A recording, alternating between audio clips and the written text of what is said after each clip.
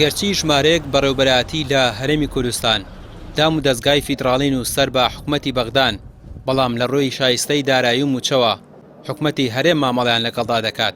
ئەم بەڕێوەبەرایەتیانە گرفتی گەورەیان بۆ دروست بووە بەوەی نە لە هەرێم وەکو پێویست هاوکاری دەکرێن، نە لە حکوومەتی عێراقیشەوە.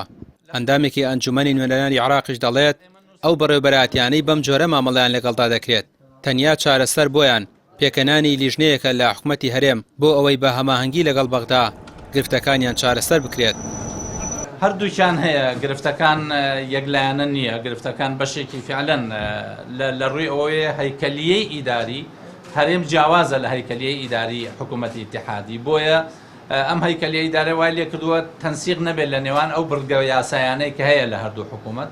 خوازیارین کە ئەمە تیمی فەنی بۆ بەکاربێنێ حکوومەتی هەرێمی کوردستان ئەوەندەی ئەم بەڕێزانە شارەزای ئەو واقعەن لەوانەیە ڕاوێژکارەکانی سەرۆکی حکوومەت یا وەزارەتەکان ئەوەندە شارزانە چونکە ئەمان مەیدانیەن لە ناو قەزەکان، بۆیە ئەگەر تیمێک دروست بکرێت لە حکوومەتی هەرێم و ئەو کێشانەی کە هەیە لەم دائیرانە بکرێتە هەمان ئەو پاکێژەی کە تەفاوزی لەسەرەکەن لە حکوومەتی ئیتیحادیە لە ئێستادا، من قەناعەتم وایە لە ئێستا وەفدی هەرێمە گەڕێتەوە بەغدا، یەکێک لەو خاڵانەی کە زەڕورە دەستی بۆ برێ ئەو کێشانەیە کە ئەم دائیرانە هەیەنە لەگەڵ ئەو وەزارەتە یا ئەو دائیرە ئیتیحادیانەی کە لە بەغدا کۆمەڵێک کێشە و گیرروگرفت هەیە لە پیتاکی خۆراک، لە مەسەلەی شەریکات، لەو خواردنانەی کە چاودێری بازرگانی ئەیکا لەو کۆمپانیا و شەریکانی کە لێرە هەیە و کێشیان بۆ دروستەکرێت لە بەغدا. حەزمان کرد گوێ لە بەڕێزیان بگرین بۆ ئەوەی بزانین وەکو نوێنەرانی خەڵکی کوردستان لە وەزارەتە معنیەکانی بەغدا ئەتوانین چیمان پێ بکرێەوە چی معالەجەکەین. ئەوەی کە لەلایەن من و کاک حەسەنەوە بکرێ بڵێ نەدەین کە ئەو کتابانەی کە ئەگاتە دەست ئێمە بیگەین نە شوێنی خۆی و بە دوواداچوونی بۆ بکەین.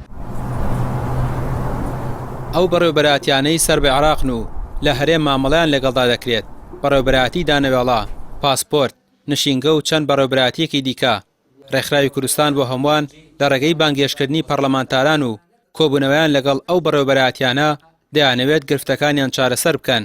ئەو بەڕێوەبەرانە دەڵێن بەهۆی نەبوونی سیغەیەکی یاسایی لە نێوان هەرێم و بەغدا کارەکانیان وەکو پێویست ڕایی ناکرێت و بۆ هۆیشەوە کاروباری هاوڵاتیان وەکو پێویست ناچێت بەڕێوە.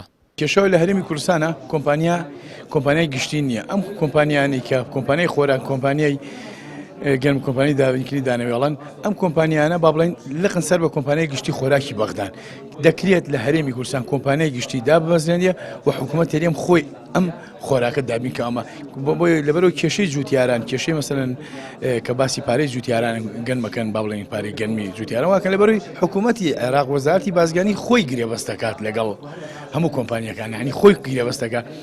لە هەرێمی کوردستان کۆمپانیای گشتیمان نییە، بۆیە ئەم لقانەی بەڕێوەبەرایەتی کە پێڵ ناومە ناوە بەڕێوەبەرایەتی خۆراک و بەڕێوەبەرایەتی دانەوێڵە سەر بە کۆمپانیای گشتی خۆراک یا کۆمپانیای گشتی دانەوێڵە یا کۆمپانیای گشتی عراقی با بڵێن لە عێراقن، ئەمانە وەکو لقوان حکوومەتی عێراقی بەلق مامەڵیان لەکە لە ڕووی یاسایەکەوە بەسم حکوومەتی عێراقی بەلق مامەڵیان لەگەڵاکە، حکوومەت یانی وەک بەڕێوەبەرایەتی مامەڵیان لەگەڵاکە.